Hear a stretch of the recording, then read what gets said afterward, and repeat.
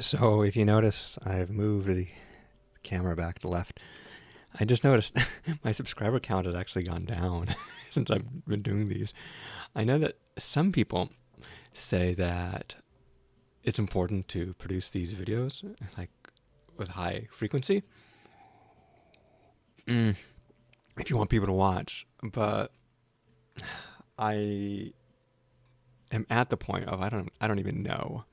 So I guess the topic that I want to go over today, or there's a few of them, and again, I find these therapeutic and useful to do, try to get some things done. So I'm still using this camera and the one I bought previously, and I have still have the sports cam here, so I haven't switched back over to it. Although, again, it's how much shit do I need in my life, right? I guess recently what I've been doing is I've been using these little notes that I have, and and usually what I do is I end up putting them in my wallet. So I write things to do that I want to accomplish in my life, sort of these short goals, and then I put the thing in my wallet, and then when I'm done, I can remove it. So for instance, one of the things I need to do is I need to, one of the things I need to do is not have bad pens around. I make the point of purchasing nice pens, and then I pick up the free ones, and then I end up not using my nice pens because I'm like, I want to save those. So I end up using these free ones that are all crap. And I shouldn't, because the nice pens don't really cost that much, like $4. Doesn't matter. So so what I'm doing right now is I'm just writing some notes down of things that I want to do. One of them is I want to get rid of some of these. I've got too many books. There's a term called bibliophile, which is somebody who seems to, I don't think it could be as bad as hoarding, but I don't think it necessarily is. People with large book collections, upon which they don't, the velocity of books incoming is less than the velocity of reading, things like that. And I have, how many do I have? So I've got this stack. I've got another stack very similar to this over there. So about double this. And then I have over there, I've got some more that are stacked like this, because, you can stack more this way. They're themed.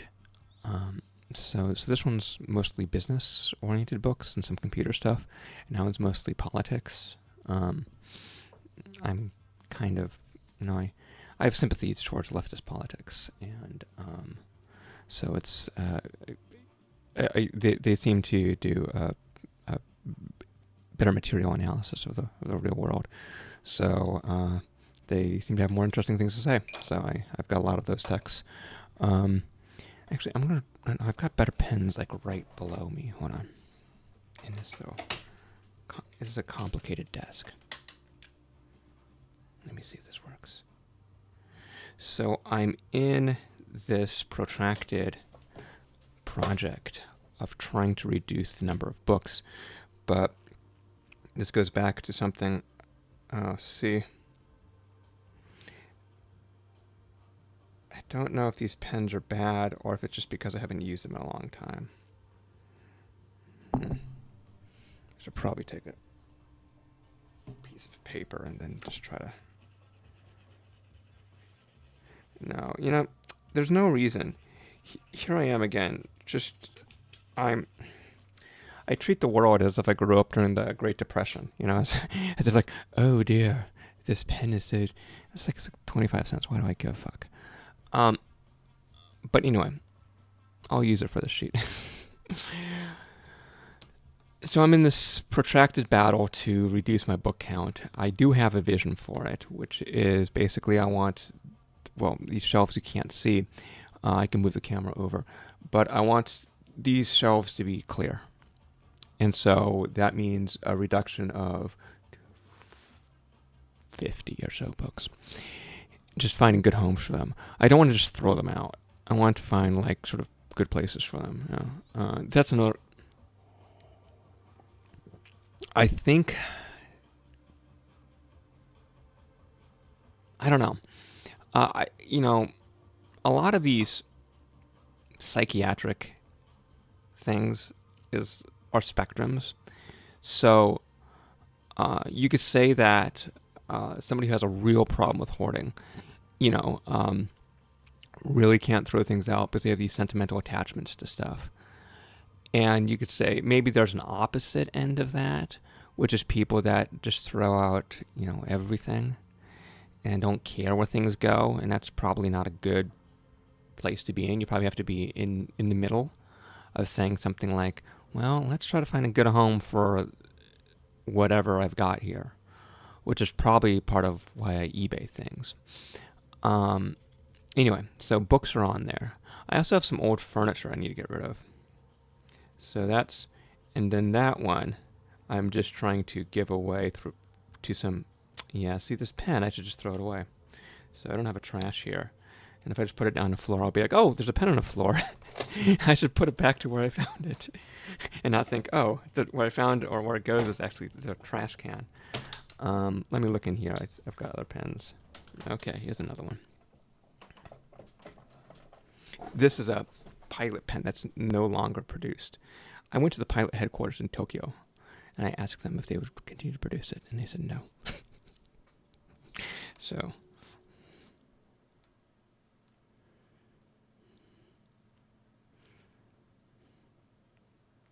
they were like, oh, yes, high-tech C. It sold poorly. So I love this. Oh, it's nice to meet you. Yeah, interesting. Classic Japanese response. I was just a big fan of them, and I happened to be like, oh, look, I happened to be in Tokyo, and the Pilot headquarters was there. And then I sent them an email. I said, I'm an American, I really like these things. And then they sent somebody down to the lobby to meet me that could speak English. They happened to have like a few of them on me. But yeah, I got word from corporate. They don't care. Oh, so I got to call this place. And then I got some books to get rid of, some furniture to get rid of. My old list, which I lost because the stickiness came off. This is the problem with this method, is that sometimes, I thought I was on the ground for a second. Sometimes, these things just don't stay, and so it just fell away. I don't know what it said. So it's almost like I've reduced my list. Oh, I only have 3 things now. There's some other things. Clothing. So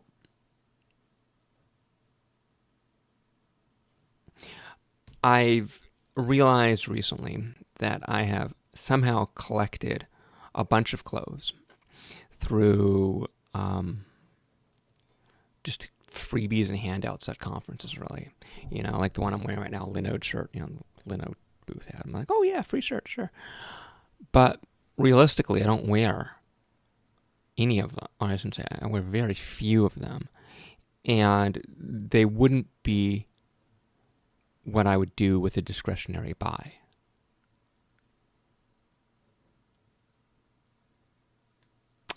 So if it was even $5, I wouldn't do it, right? So I do have more discretion at that point. And so the question is, why do I have a bunch of these free clothes that I don't wear? And the ones that I had on discretionary buy, they're getting all raggedy. So it means that I need to clean out that damn closet and get rid of a bunch of things. So I got rid of maybe 30 shirts a few weeks ago. It was a big pile that I'm still trying to go through and depart with.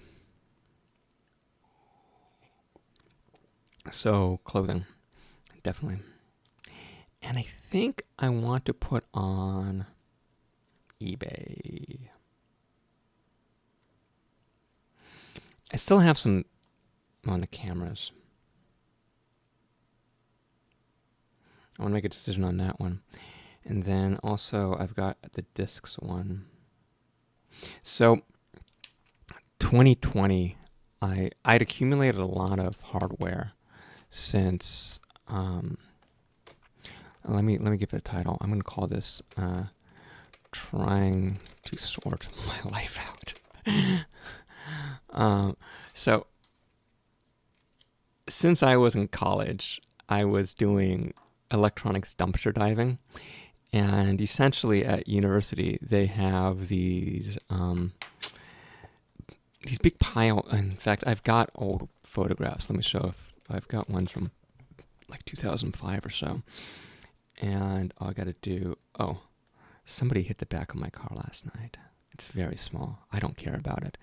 And as long as it's a leased car, so as long as the people that the dealer doesn't care about it, then I'm not going to proceed with anything. But as I was going through my photos, I just saw it, and I was like, oh yeah, that thing. So, okay, let's try to see if I have. I know I've taken some photos of that, of just sort of stuff that I found. Oh, here, perfect. So this is 2000. Oh, here, perfect. So, this is 2005 era. This is what you would find outside of a loading dock at a university, and you can just sort of take what. And it's funny because these CRTs right now go for big bucks, and something like this iMac, ooh, that's not cheap. That's the G3 iMac. I bet you on eBay you can sell those things for a pretty penny now. So, yeah, 200, 150. What about sold? So if I go here, everything was trash at one point. 175. At some point, so essentially what happens is that there's a point where things become trash when they're like 6 or 7 years old, and then there's another side of the curve where they eventually become valuable as vintage items. So these things at that point were considered e-waste, but now they're valued as vintage items since most people threw them out. So there was a time period when you could find stuff like this, and I started collecting. It was just whatever. And I amassed a big collection that I decided, let's not keep these around. Here's more items that were being tossed out when I was taking that photo journey, with a little laser writer printer in the back. And I said, let's not. Here's some more.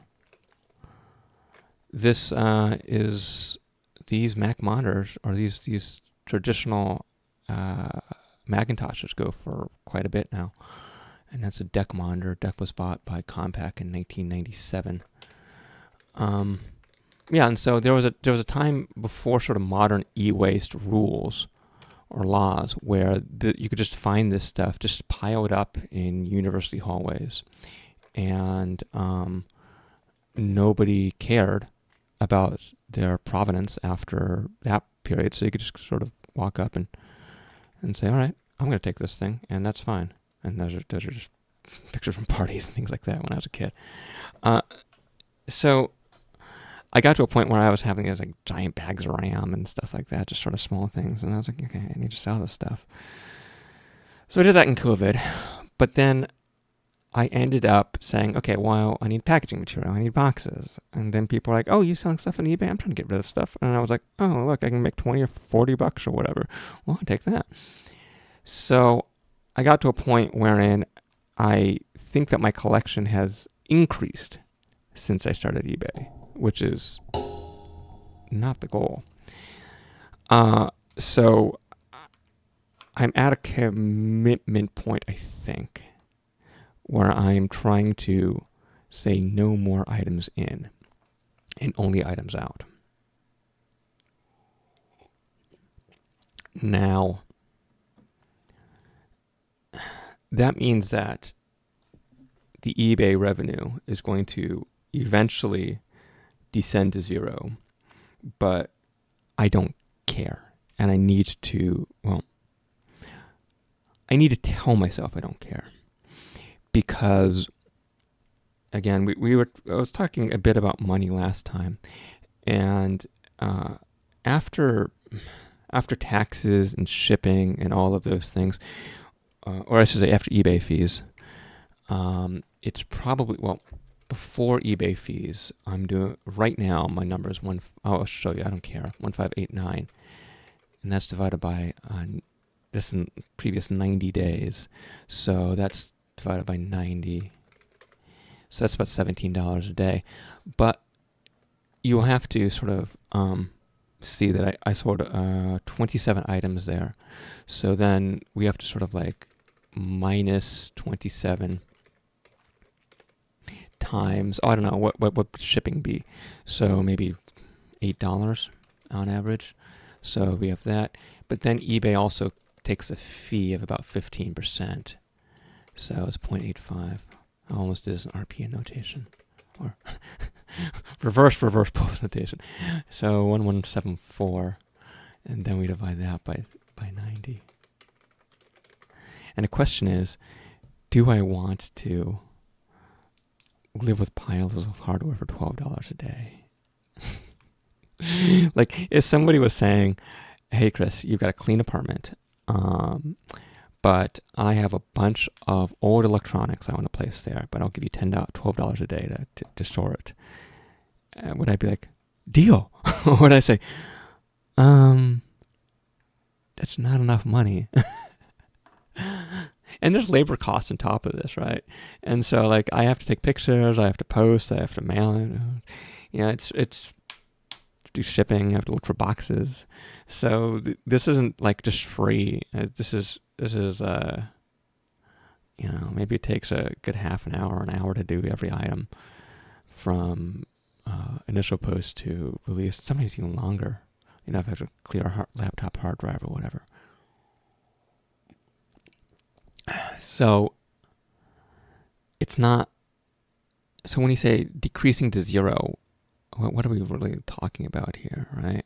I go up here and I say, we're decreasing 383 a month to zero. It's fucking, whatever. I mean, again, if I went out and got a regular FANG job, this is what, an hour and a half of work. It's just, who cares? It's not an amount of money that I should be caring about.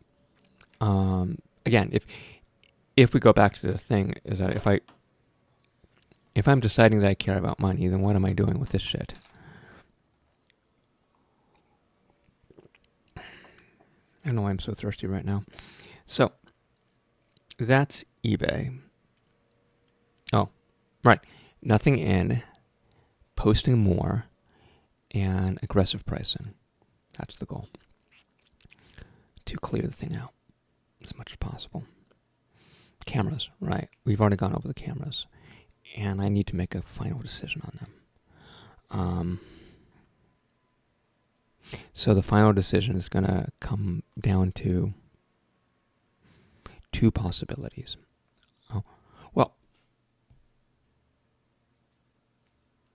I should go back to the vision-based. So as opposed to goal, we are doing visions now, right? So what is the vision for what this is going to eventually be like? And what do I want it to do? Well, really what I was looking for was a way to look more professional in case I need to do more of these professional-oriented things. Perhaps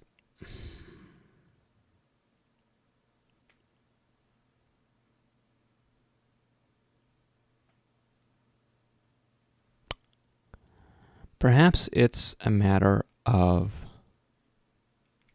not the camera, but so there's this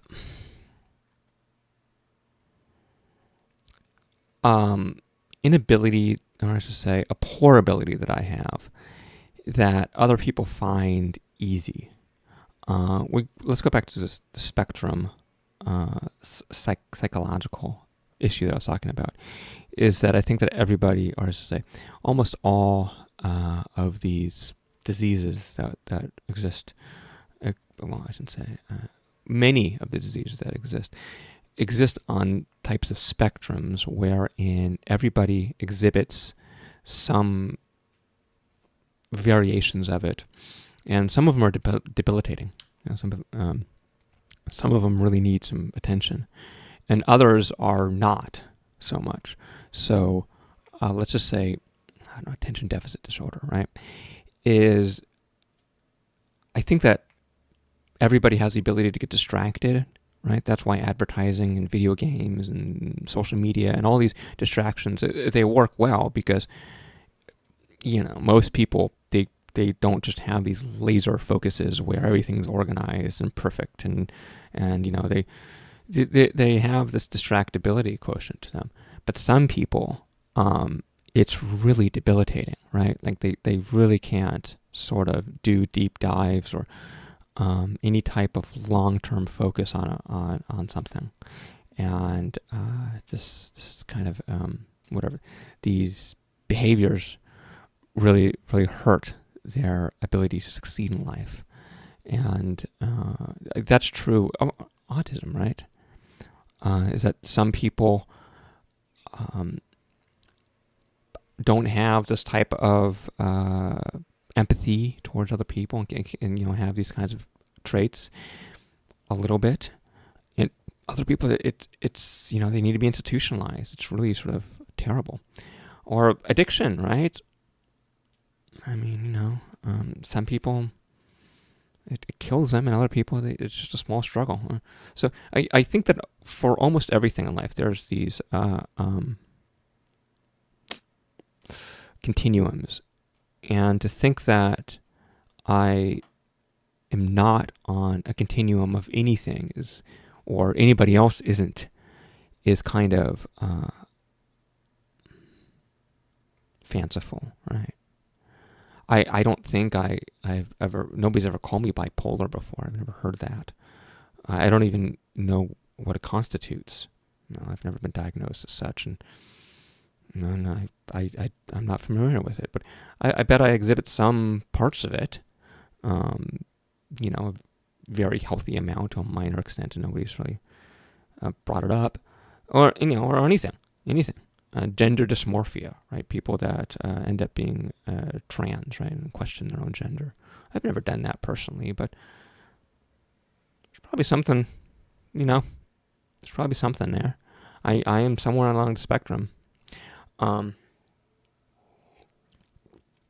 So, what does this go back to what we were talking about?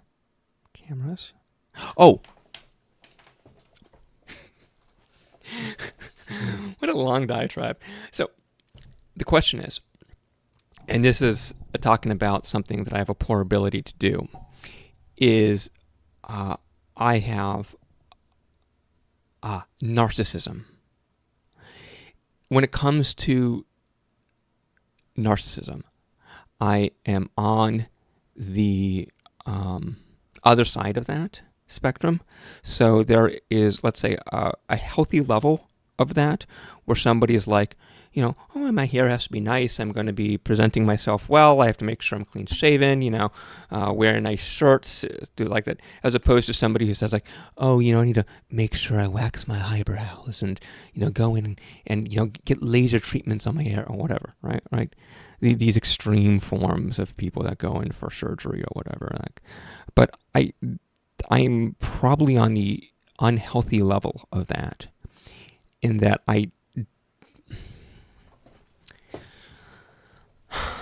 the common idea would be saying like, I don't really care about what other people think, but I don't think that's the right framing. I think the proper framing is I can't conceptualize effectively at an intuitive level what other people think. And uh, people talk about this with psychopathy, right? How there's some people that can turn off their psychopathic traits really well, and some people can't. I think that this type of ability, some people can, people that don't have this type of narcissism to them, they can sometimes emulate it for business purposes, and other people can't. So I find it troubling. I find it difficult to sort of assess what I look like to others, to see me outside myself, and try to then guide things. And I grew up with a family that doesn't exhibit those traits at all, so I understand what being in the normal looks like. And, vacuuming before your guests come over or whatever, or dusting and cleaning things up and making sure nothing's out, or those types of things. And so I've seen the sort of common behaviors of what suburban people would do. And so I know kind of what the routines are because I've observed them, but it's not intuitive. There's nothing. I don't think about it.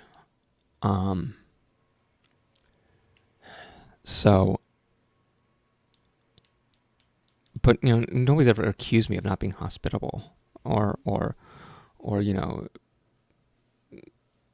some people say I don't care about things, but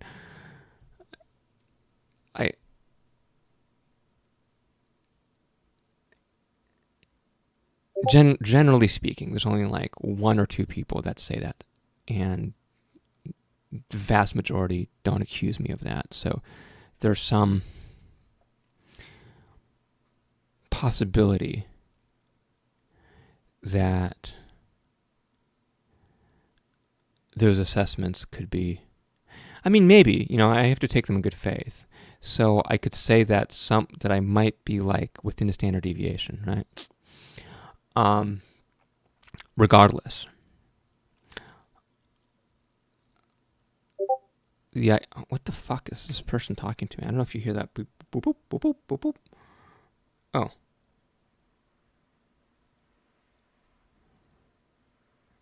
Oh, cool. So I will look into that in a few seconds. Yeah, shit, man. So let's go back to what I was going to say. So, yeah, cameras, vision. So I guess the vision is to have a more presentable display for people to look at me, to take me more seriously. And how does one do that? I don't know. You could say that I could have a more less complex background. Or, I have some kind of grand palace in back of me. But, yeah, that's the question. Like, how does one do that without buying a mansion, right? Is it a matter of camera quality? Or is it a matter of the angle? Is it a matter of where this desk is? I'm currently looking out on my porch, and I can see trees. It's a very nice view. I don't want to turn this thing around here. I'll show you. Wow. So I don't necessarily want this to be my background, because then I'm not looking at it. I like to look at that. Oh, there's my books. See, here's all the eBay stuff. I need to get rid of that crap. Here's the cameras I need to get rid of. So I need to figure out what to do with regard to that.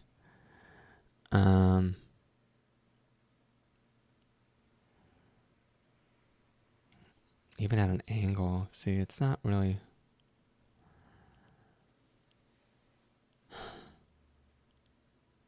I guess I can move the monitors to be somewhat at an angle.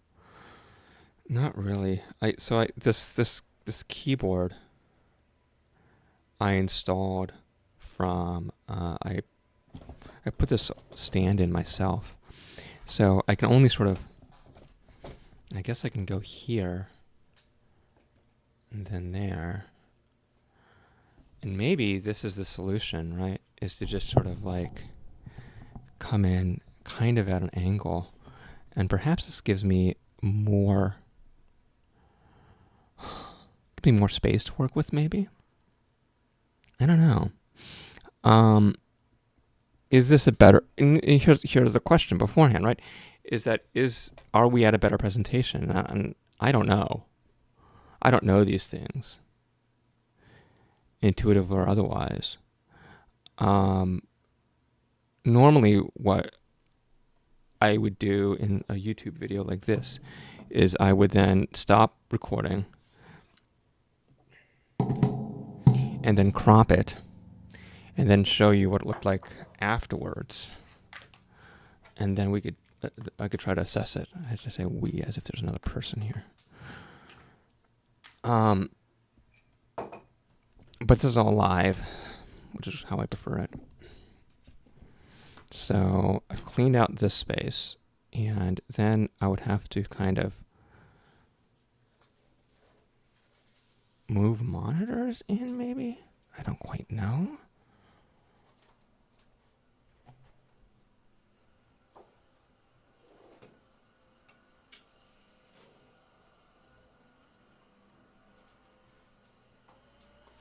Like this?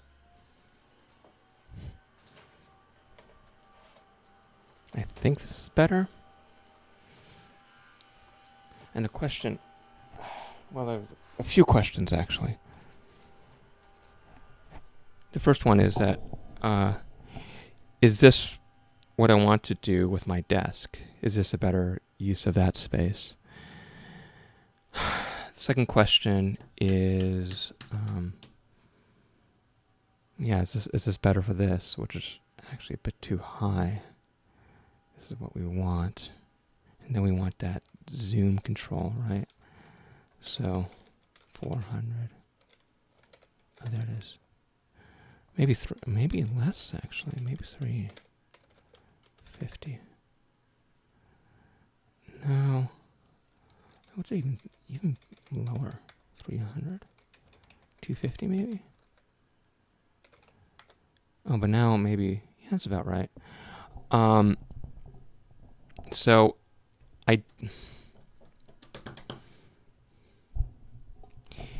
let's say now this is the thing that I have to do is I have to sort of like assess if I was hitting somebody up for the first time and they were like, "Oh, hi, how you doing?" I would probably say, "All right. Person looks a bit serious. They have a nice bike in the background, and yeah."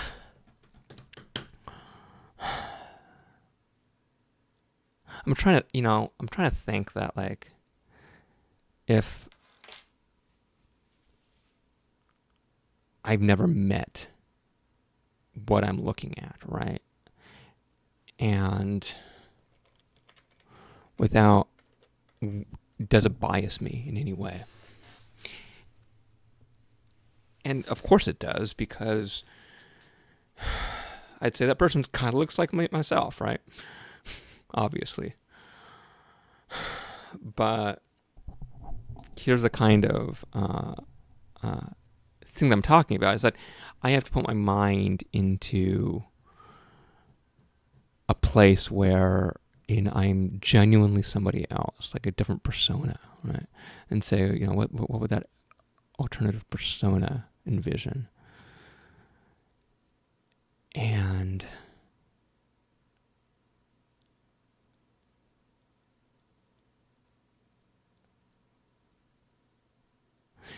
they'd say, what would be the adjectives? Intense, serious.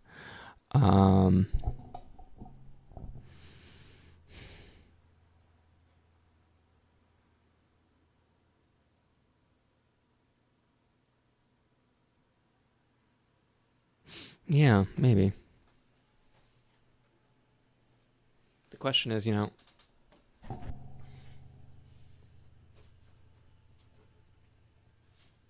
there's an age bias here because if I was 22, trying to adjust the monitors.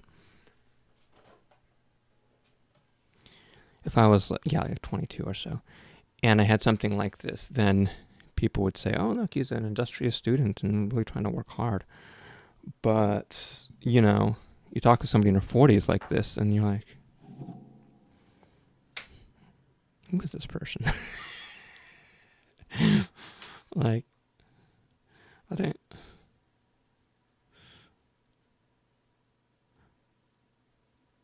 Yeah,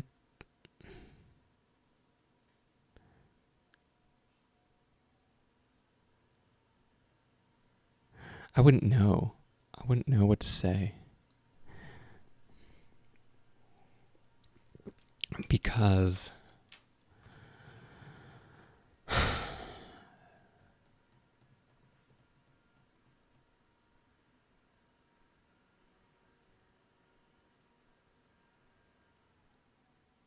you would normally expect somebody that has that level of scholarship and kind of dedication to maybe be in a different station in life at this point. So that's the assessment you have to make, because there's some things that just don't connect, right? So it doesn't have that kind of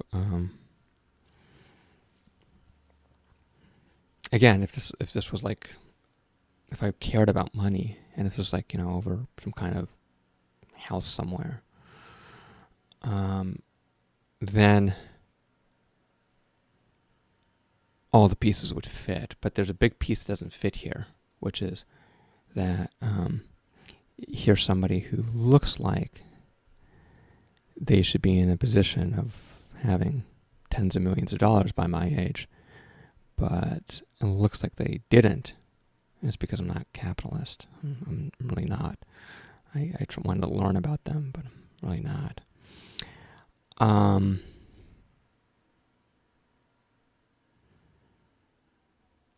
So I think that's it. It's not really the camera, is it? It's really the presentation. And you want to resolve that presentation delta. In order to do that, the age is inescapable, right? Is that you gotta sort of like account for that.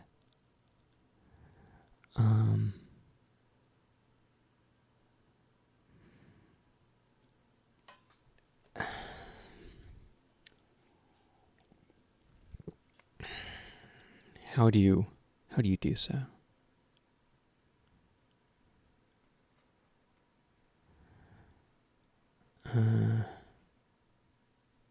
Yeah, unless I can really sort of spruce this up and make this place look really sort of bonkers, off the wall, like a deluxe place, but the popcorn ceiling and the bike just hanging. I don't know if that's available to. I mean, I think the bike hanging is fine, but I don't know if that's really available to me. The bookshelf is kind of cheap looking.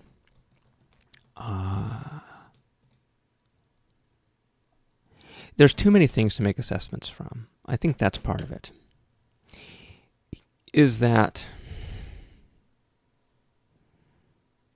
you can I mean, like with here you can sort of tell that it's not some kind of deluxe place, and then you're in the same question of like, what's this person doing with all them? I'm investing it. I'm not spending it. Speaking of which, where did everything go today? Oh, fine. How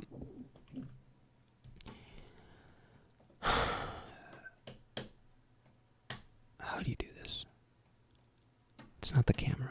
It's presentation. It's not the pixels.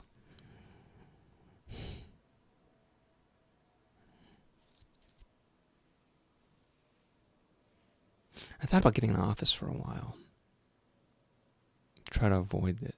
And that might have been the same pursuit, you know? So there's office, WeWork, of course, but that's not what I'm talking about. You can get commercial office spaces for under $1,000 a month if it's like shared. Those things do exist. And I would be...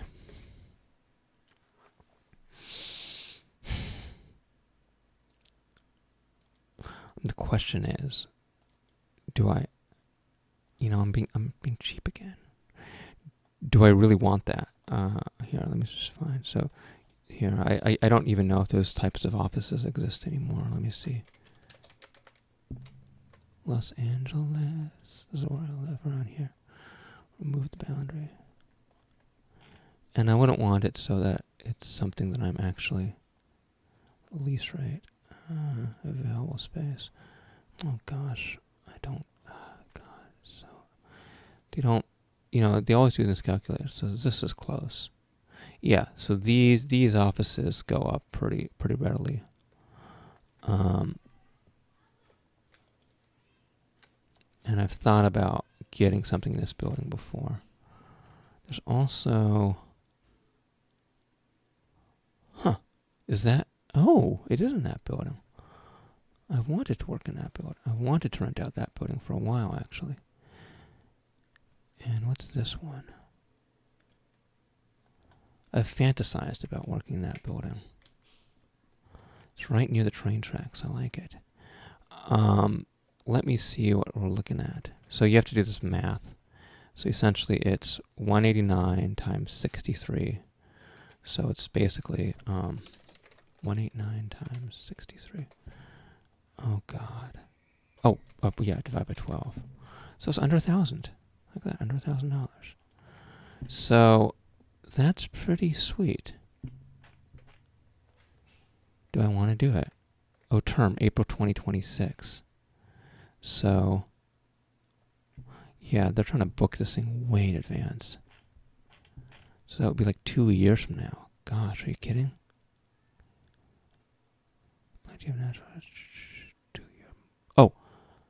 Oh, no. They want you to sign up for a 2-year lease.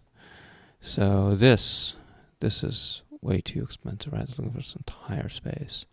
Then it's 6640 times 6. That's way expensive, right? Then there's this one, which is very similar.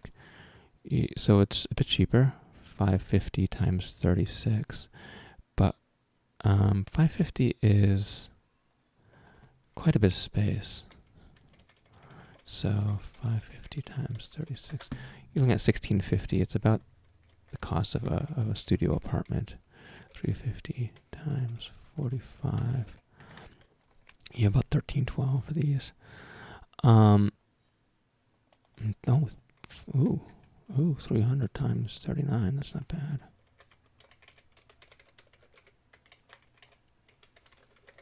That's 975. So this one's 975. And this one is 992. 189 is pretty small. It's just basically a small room. And yeah, it's hard to express that. You're almost in a closet. I don't even know if you have a window at that point. Oh, here's the space. So, oh gosh. That's it. That's all you get. So you get, oh fuck. So it's this tiny office off to the side, and you don't get the outside. You only get this part right here. Which, I mean, what more do you need, right? And then the other one over here, I don't know if you can see it. Oh, come on, guys. Oh, come on. they're not actually showing you the real thing. So I think they had, yeah, the signage release as well. I think they had that. This is up a hill for me. So that's also available. You know, do I want to, I could take an extra $1,000 a month and get an office. But does that just complicate my life, right? And am I serious enough about what I want to do that I'm just going to spring for an office? I don't know.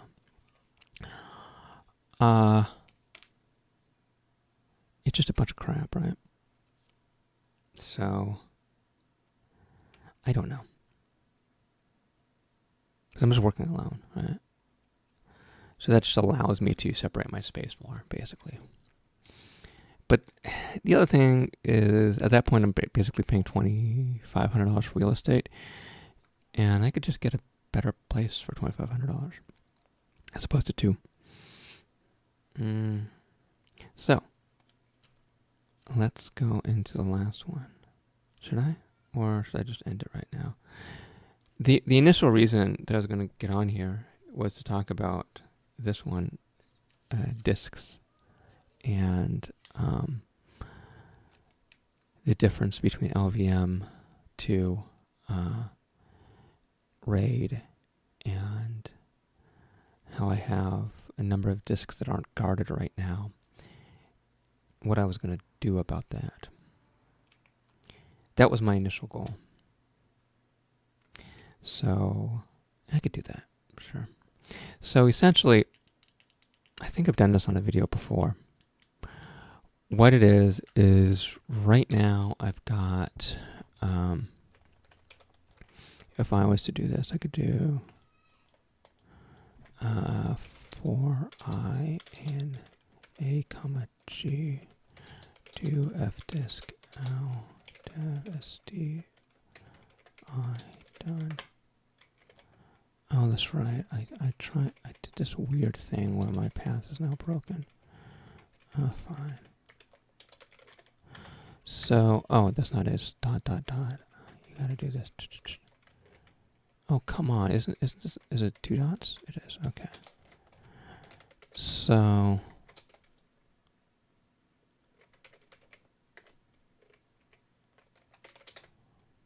oh, fuck off.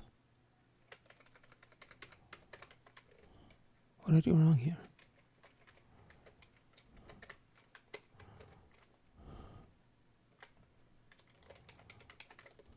Okay, better. So I've got these disks, essentially 1, 2, 3, 4, 5, yes, all of them. 7 disks, and they're all identical except for this one, which is kind of old. And it's broken up into 2 things. I've got a RAID between 3 of these, and then I have 4 of them together unprotected. So proc mdstat. So we have D, E, and C. So C, D, and E. So this is the protected one. And then these other ones are PVS. So fucking, I need to fix that. LVS. PVS. What is this? Yeah, here it is. So this is the other one. The other 4. So it means that if any one of these disks go bad, I lose all of that. And I also call it mount volatile. I've got some things on there that I don't care about. And so it means that I've got some RAID here of 33 terabytes, and then the things that I say I don't care about, in air quotes, 64. So I guess there's really 2 tasks here. The first one is I don't use ZFS, and that's because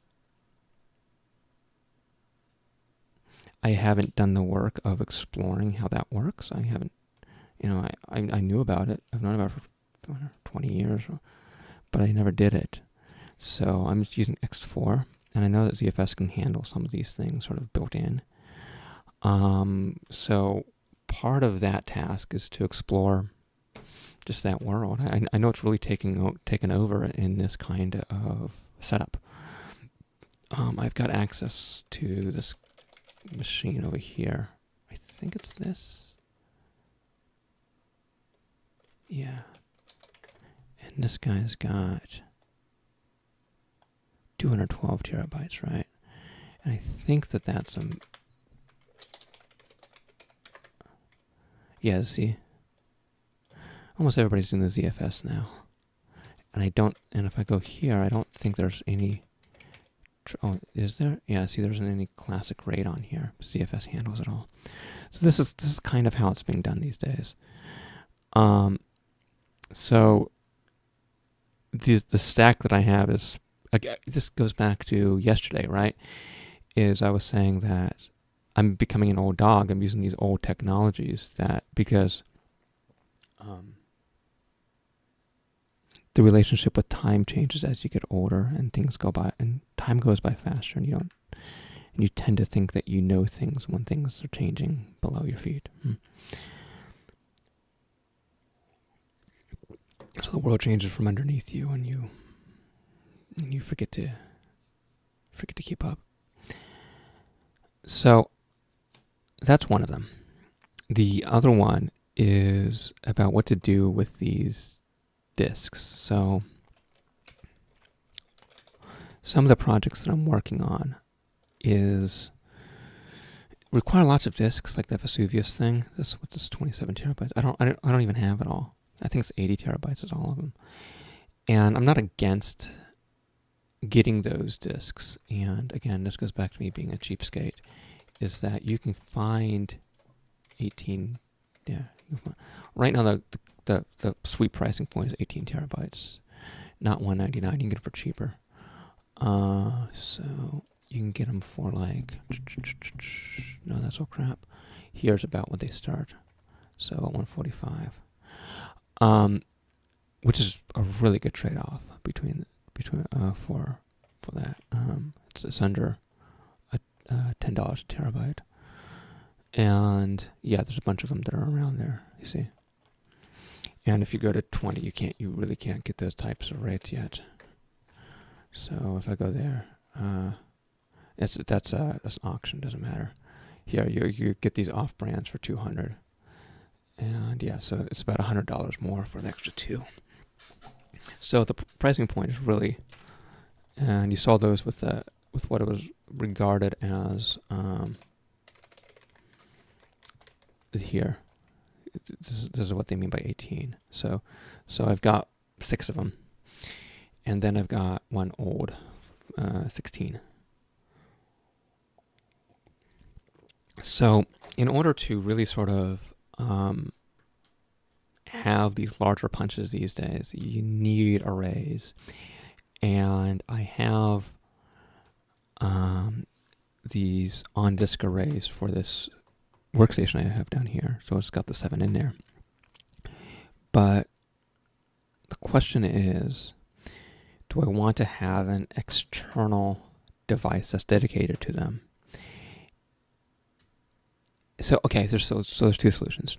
First one is I still have one slot, or I should say, I still have one slot available on the board. Of course, you can get add-on PCIe cards with more SATA if you want to, and somehow power that. And so I could put on another drive here, and then I could RAID up these drives. And essentially, I do the poor man's RAID, and it's not great at that point. So I'd have 5 disks, and with the RAID, so if any one of those 5 failed, then I need to get a replacement. But that's okay. It's okay. And I don't want to do the ZFS, I think. Figure out how that works. So that's one solution. That's the cheapest one. That one's only $150 away, right? Actually, the cheapest solution is then to just ignore. Wow, I don't have the space, right? The cheapest solution is actually to decrease this size. No, I don't have the space. Oh, that's tough. Do I have the space? So really what I'd have to do, no, I don't, is that I would have to somehow get, well, I mean, regardless of what I do, it's going to be, I have to move around these 27 terabytes somewhere. Or, I mean, a lot of it's actually in this mount volatile scroll ash to text. This is where the majority of it is, 25, right? So this is all re-downloadable. So if I got rid of that, then we're down to 2, and that's really easy. So then I can do whatever I want, right? I can put that on fucking the USB drive. There are 2 terabyte USB drives. So the other solution is I actually have a half-height rack down here that can take 1U things. So the only thing in there right now is a UPS. And it has space for, I think it has, I don't even know how many U's it has. Maybe, what's full height? I don't know, 19 is it? Whatever. It has probably 4 or 5. So I could take a serious server from there. So at that point, you could just take a decommissioned sort of like 4U drive, something like this, right? This case. And then, and then just load it up. Put it in there, load it up, put the machines on there, these cabinets. Something like this, right? Like that's pretty good. Oh gosh, look, it's the old technology. So, and then you really have something, right? So these old surplus things. I mean, look, you can even with a super micro. So that's also available to me, technically. And that's a huge investment. And also, it's network storage, which has latency, right? So you're not going to get surface throughput saturated by the 2.5 gig uplink between the array and any workstation that you have attached to it, but you are going to get some type of increased latency on the order of I don't know. I mean, the seek time is like 20 times the ping time, so it's really not that significant. So it doesn't really matter too much. I guess the question is, do I want to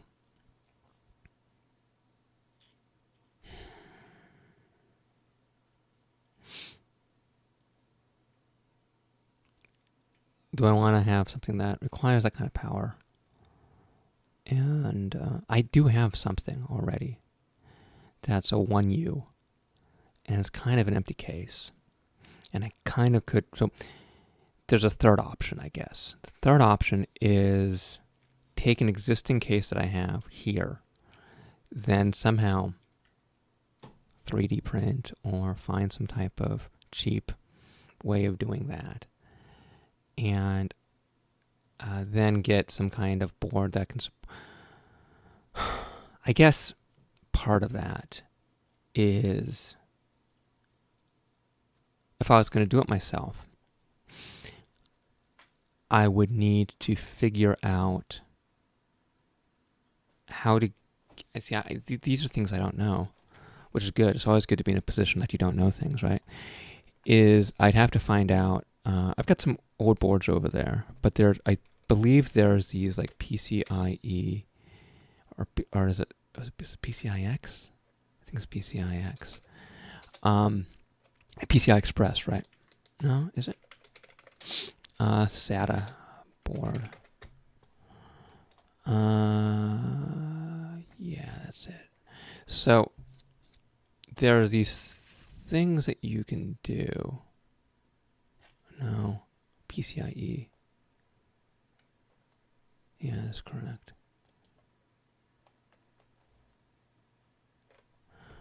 I deal with this stuff so infrequently. So there's things like this with 6 expansions or whatever. How many this thing is? What is that? So you can use that, and then if you have is that on top of a Raspberry Pi? Okay, that's interesting. But then you have a power issue that you got to worry about. Is that once you do that, then you have the power load of each of the drives. So you've got I don't know, you got platter disk power requirement. You got to worry about that. So yeah, 12. Of course it's 12 volts, but that's not what 1 amp. Okay, so 5 to 10 watts. There it is. So if you were to do something like, I guess it's not a problem then, right? If we're talking about 5 to 10 watts, because let's say I did 16 times, that's 160. That's fine. All power supplies can do that. So then you just need to get a splitter. So essentially, what would this look like, right? It would be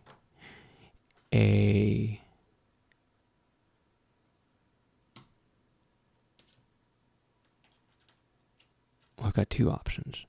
I can either try to use one of these cases, or I can try to use one of those rack. I have one 1U rack mount, but here I'll show you.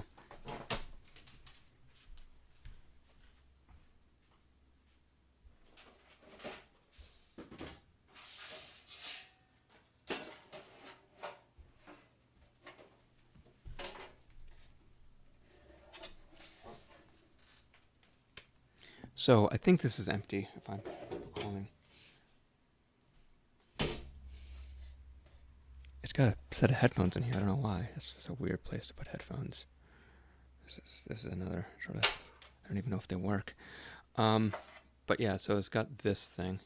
It's mostly empty. So the question is, even if I was to get a board in there, how much could you? So basically, what you need a power supply, a board, and then you could fit 6 maybe. We're not looking at a lot of drives here. Let me see. Let me get a stack of drives. I think you can only fit about 2.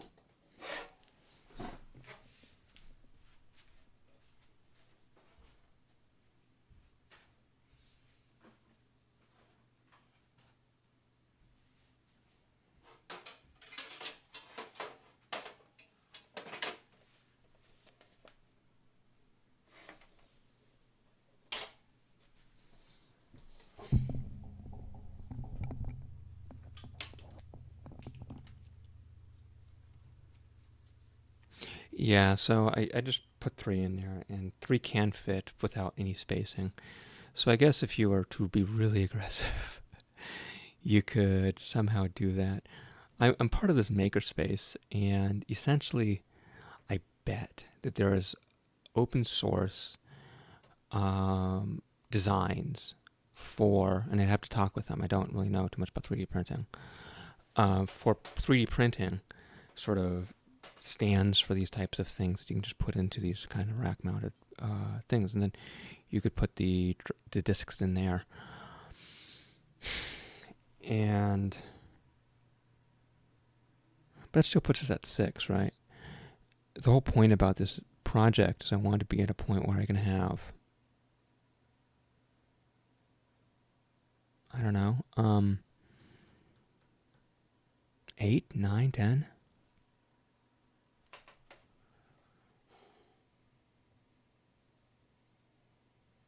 So I'm trying to look at the space down here and see if that's even feasible, really, is here. No. Yeah, here. Let's see if I can put the camera down there. This. Whoa! Yeah, so here it is. So the question is, so here's the drives over there. And so I'm going to use my foot. So you can put the power supply right here, right? You'd have to have the main board right here, and then basically this space would allow for the drives to be in there. And so you'd be able to stack this. Well, I guess you could go, if you really were smart with your space and chose the right board, you could go rotate how the drives are the other direction. Why don't you autofocus? I don't even know. I don't know what happened, but this decided. Oh, there it is. So let me see.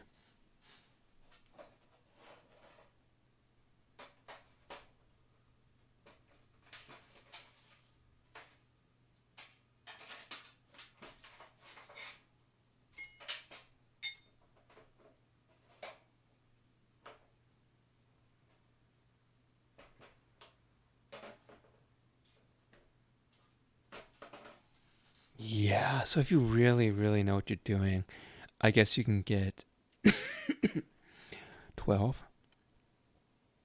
I bet you that exists. I bet you those boards exist. I think this is 1U. It might be 2. I don't really know. Let's try something like 1U drive rack. Server. Is that one? It might be 2. Yeah, it might be 2. 1, 2, 3, 5, 6. I bet you it's 2.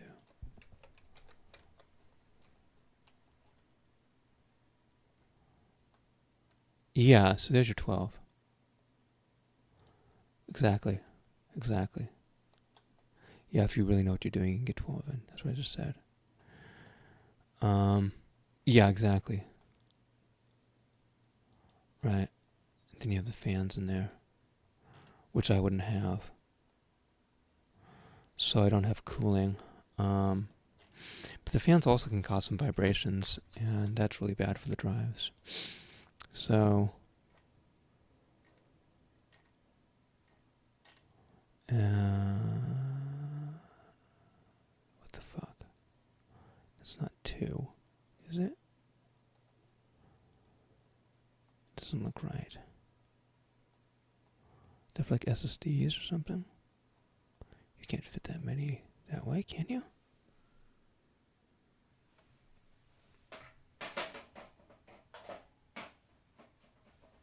No, that's over 2. If I put this thing all the way up, it doesn't. It doesn't. It's got to be over. Yeah, this also isn't the full depth of a rack, so I can go further back than this thing does. So this isn't like proper. This is kind of a rack mountable case that really isn't like designed right. So there's, I guess there is like a DIY available to me if I want to do it that way. Another thing that I could do is just have 2. So under this model, essentially what I would do is remove, or I should say, so let's go back up here. So I would take these 4. 1, 2, 3, 4. Yeah, I take these 4. And then I could put it into a conventional case that I've got. I've got another one over here where I think I've got 6 slots. Let me see.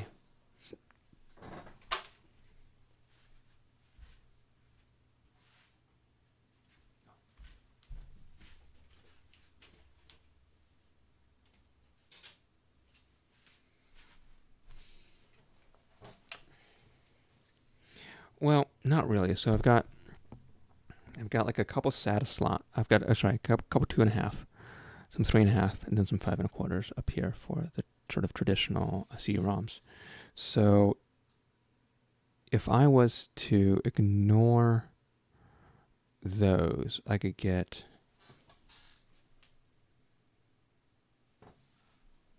8. I could get 8 in there. But then I have to have these mounting braces, and I don't have a bunch of them. So that's not an ideal. So under this model, the one I'm advocating for now, is I would basically remove those 4 drives.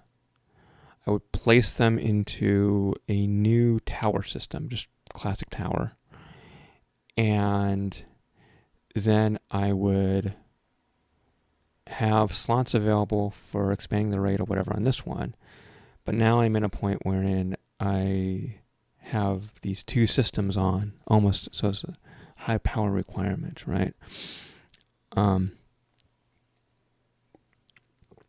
There's another solution that's available to me, which is, where did it go? Hold on. Here.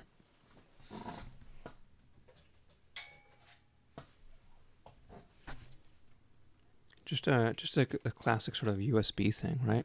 So this I haven't tried yet, but I think that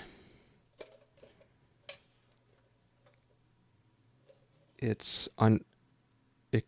Well, it has a Ethernet port in here, which means that it has some type of management capability. But I think if I just plug it, it has this red thing, which is that eSATA plug, which I've never actually used. I know this machine has it, but from that I could just add extra drives, and that's probably the cheapest way of doing it, and it's probably the cheapest power way of doing it, because I can then just add 2 more disks that way, and then as long as it doesn't present some type of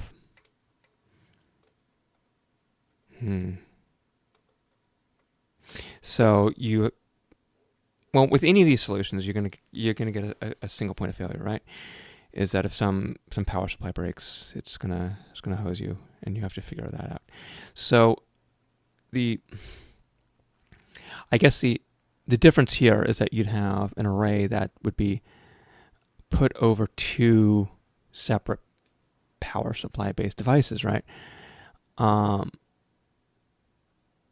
And so under this model, basically I'd be able to do these 4 plus, let's say, 2 more, and then have the ZSH whatever, and we got 6. So that would put, let's just assume that we're doing the poor man's RAID. So it's really 5 times 16, right? It's 80. So you got 80 terabytes, which is okay. And that also puts me with, so at that point, then I can actually get it at a pretty cheap bargain and a pretty cheap time horizon, right? I can get one of these 18 TB drives, like the WDCs, I can get, so 2 of these is 280, right? Or 290. Then I just plug it in here, and then I'm off to the races for under 300. As long as that solution works, that's probably the right one to do. Then I also, so some of the learning on here, or the opportunities for learning, which I'm always interested in, is ZFS, right? So gotta go figure that out somewhere. Then I have whatever this eSATA cable is, which I don't even know. I don't know why. Yeah, this is external, is it? Is that well, hold on. Is this not? Is this the same Tech? I don't think so, is it? Isn't it like a different... Let me see. Hold on, I'll be right back.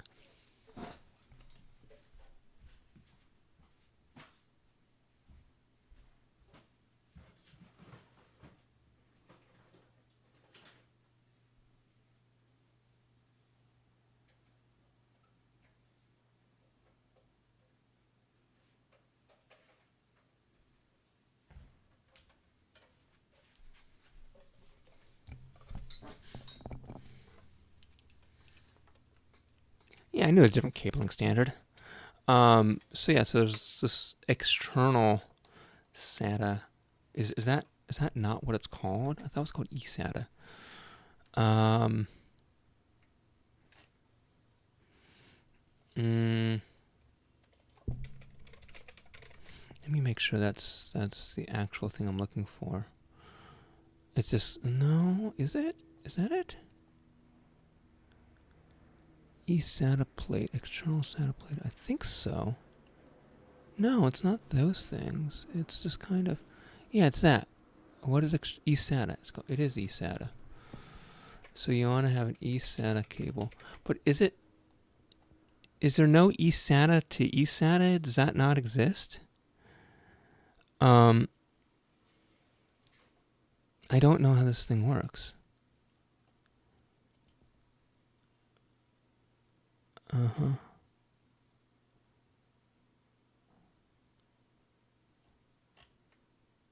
Yeah. But is it like,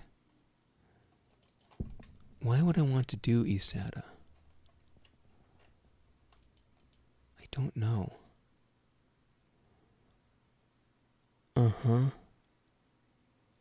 Yeah, that's it. That's the cable that I'm looking for, I think. And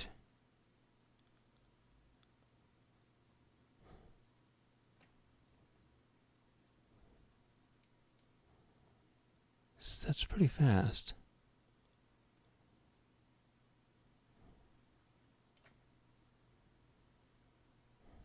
Right, of course.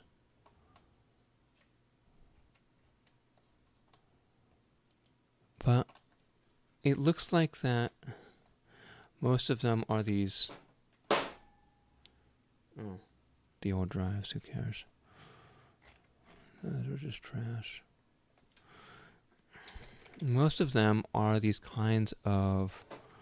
Oh, here. This is it. eSATA to eSATA. There it is. I might have that. I probably have that, and I don't even realize it. So, underneath this model, which is probably the one I'm going to go with. Oh, look. Yeah. 99 cents. That's good enough. What I want to do is check the capabilities of this machine, this double drive system that I got from whatever. Make sure that I can just hook it up here and add the disks on it. Then see if there's any difference between the USB and the eSATA, which might not be. Then figure out how to move things to ZSH.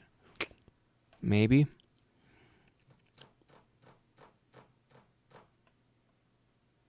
It doesn't add much of a power load, which I like. That's probably the right move. And I think there's even like 4 disk versions of the thing that I've got in here. So if that's successful, and if it looks like that you can do it without a lot of latency, there used to be a lot back in the day. This is another one of those things where USB 3 is much faster than the previous technologies, and we have all this stuff here, which probably really sort of addresses all of the previous concerns, and I just need to get up with the times. And I don't know why it has 2 USBs. These are USB outs. This isn't USB in. I don't think we want USB 3 to USB 3. I don't think that's what this is designed for. So I need to find out what these ports are all about in the back of this device.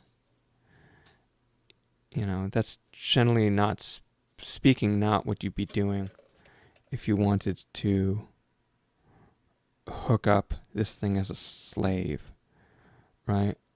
And if it's only designed to be network and not as a slave device, then all of a sudden this doesn't work, right? Yeah, might as well look it up. I mean, it's by Netgear, so Netgear really likes that kind of shit. I might as well look it up right now. Hold on. Netgear. It's a little model number. Oh, look, you can just throw the drives in that way. You don't have to take the damn thing apart. RND2D. So I can do RND2D. I bet you it's kind of crap. Yeah, people don't like it. Oh, that's the other thing. Yeah, I noticed a lot of people just don't really.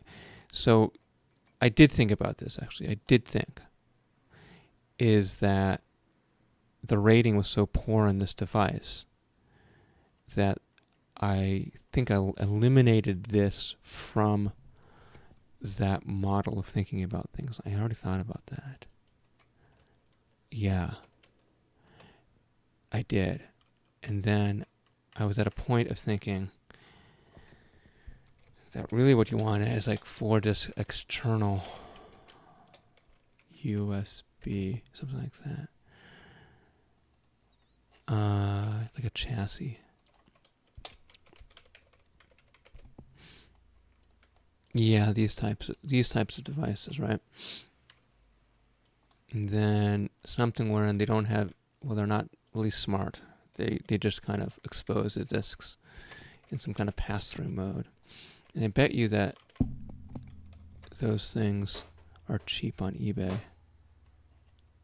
No, god damn it. This is not helping.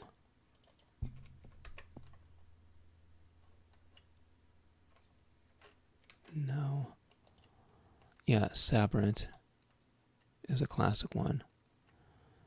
These are expensive. Oh, that's another clone of Sabrent. I don't know what these things are. Oh, Enclosure. Let's try Enclosure.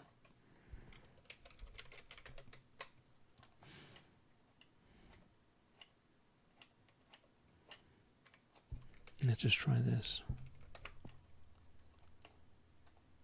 Fuck. Oh no, there. See? These things. Yeah, that's kind of what you want. Like that. 127, right? Right, exactly.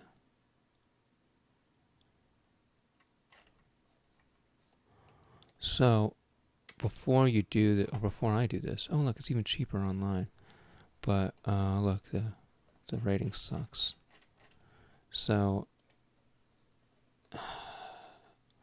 this is probably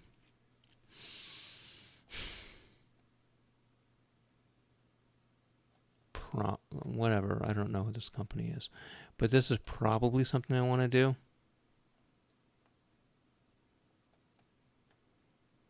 USB Type C. This is Type C to Type C, right? Oh, come on now.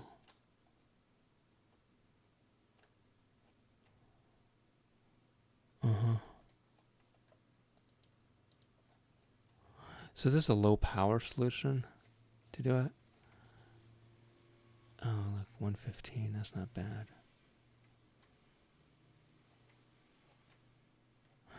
And I'd be interested in the 4 array more than the 2. Not necessarily because, ooh, ooh, ooh, look at that's sexy. It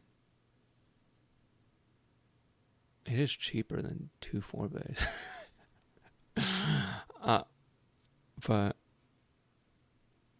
yeah, I have to think about this one because it's nice to have this thing if I wanted to go and then just extend this to be more than 2 extra drives, right? So even if I wanted to do this, it looks like that. I don't know. I mean, what are the 8-bays really costing these days? So if I do like 8-bay, 220. Are there other? Yeah, see, they're not really liked that much. So this one, that's appealing, right? Media. What the hell is this? 92. 5. Ooh, that's really cheap compared to the prices that we were looking at beforehand, right? Like, that's not bad. I guess the only thing to look at. Oh, here, what is this? Is that a 1, 2? Oh, that's the internals? That's the internals. Why is a 5 not punched out?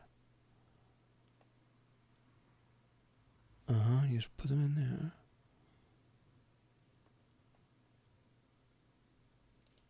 Why? What's this video here? Why do you have gloves on like Michael Jackson? What? What the fuck?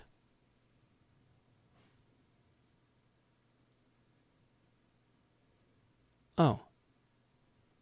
So this is unmanaged. It's completely unmanaged.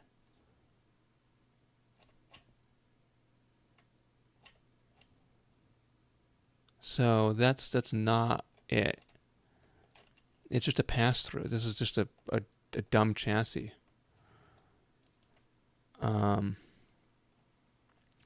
Is this a dumb chassis too? I've never seen any product like that before. No. See, that's not. That'll do it. And it has the chassis in there. And it has all the fans. So something like this might be the way to go. What do people not like about it?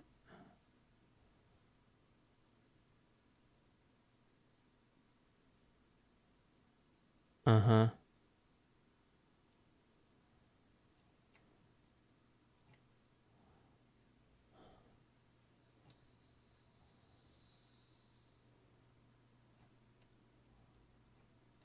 Okay, so the software doesn't really work that well.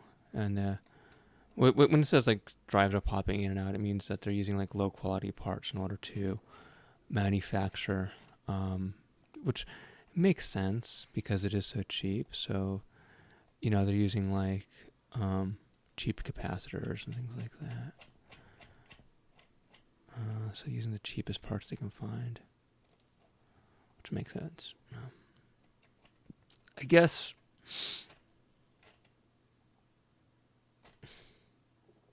this thing that I've got still down here is not going to work. And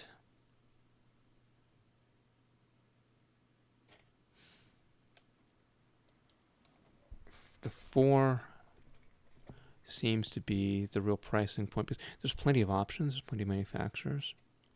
So I should be able to find something that doesn't suck with a 4. And just go with one of those and be okay with a little bit more. The ones that are, Sabrins is always a good product, or usually a good brand.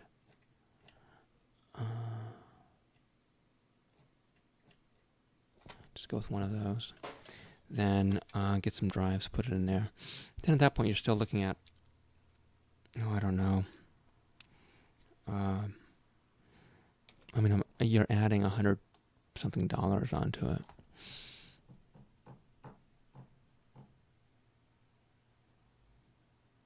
But it's decomplexifying things because it keeps everything on one machine.